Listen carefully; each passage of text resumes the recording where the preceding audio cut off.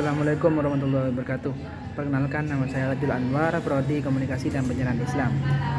Nah, pada kesempatan kali ini saya akan menjelaskan tentang Mashud Abidin, tentang konsep HAM. Arti hak asasi manusia atau HAM dan sejarah kemunculannya. Humanisme berasal dari kata Latin humanis yang berarti manusia, menekankan nilai-nilai kemanusiaan dan martabat manusia. Sebagai gerakan pemikiran kritis, humanisme menyoroti peran dan tanggung jawab manusia. Sejarahnya membawa pencerahan dalam pembelajaran dengan menghidupkan kembali tulisan-tulisan klasik pada akhir abad pertengahan. Kultur humanisme berasal dari Yunani dan Romawi kuno, memengaruhi perkembangan pengetahuan, etika, hukum, dan politik di Eropa. Istilah humanisme baru diperkenalkan pada abad ke-19 setelah Perang Dunia Kedua.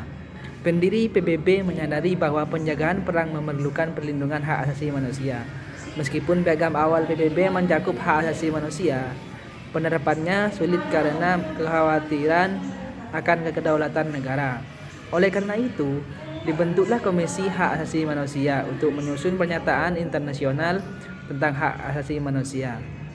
Piagam PBB menegaskan prinsip-prinsip dasar hak asasi manusia, martabat manusia, dan persamaan hak. Tujuannya adalah memperjuangkan penghargaan universal dan kepatuhan terhadap hak asasi manusia untuk semua orang, tanpa memandang ras, jenis kelamin, bahasa, atau agama.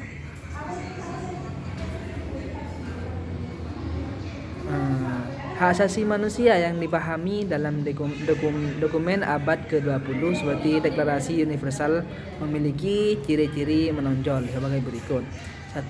Hak asasi manusia adalah hak yang bersifat normatif, pasti, dan wajib ditegakkan dengan prioritas tinggi.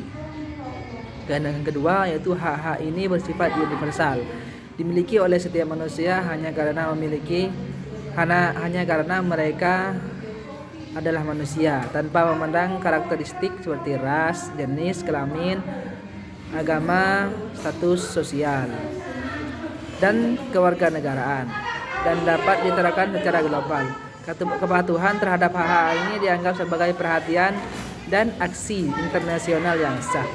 Yang ketiga yaitu hak asasi manusia dianggap ada secara inheren, tidak tergantung pada pengakuan dan penerapan dalam sistem hukum nasional.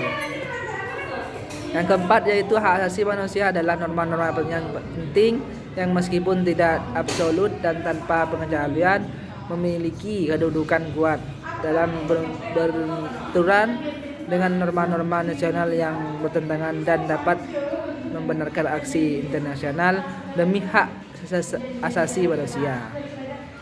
Yang kelima yaitu hak ini mengimplikasikan kewajiban bagi individu dan pemerintah. Kewajiban ini seperti halnya hak-hak terkait dianggap tidak tergantung pada penerimaan, pengakuan, atau penerapannya. Nah, selanjutnya yaitu konsep HAM versi Mas'ud. Abdurrahman Mas'ud lahir di Kudus pada 16 April 1960. Ia adalah anak pertama dari 6 bersaudara. Ayahnya Mas'ud bin Kiai Irsyad adalah seorang santri yang sukses di bidang tekstil. Abdurrahman Mas'ud meniti pendidikan hingga meraih gelar profesor dalam ilmu sejarah dan kebudayaan Islam pada 20 Maret 2004. Ia ditetapkan sebagai pakar keagamaan Dewan Pertimbangan Pembangunan Kota. Abdurrahman Mas'ud menggabungkan pengalaman pendidikan barat dan pesantren dalam gagasan pendidikan humanis religius.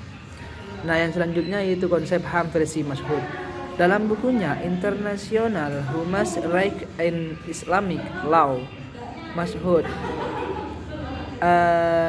Bedreddin menyoroti implementasi hak asasi manusia dalam perspektif Islam. Meskipun Universal Declaration of Human Rights diadopsi secara global sejak 1948. Negara-negara muslim sering menghadapi hambatan dalam implementasinya karena pandangan bahwa hukum syariah lebih relevan daripada standar HAM internasional. Mungkin hanya itu saja yang dapat saya sampaikan. Kurang lebihnya mohon maaf. Wassalamualaikum warahmatullahi wabarakatuh.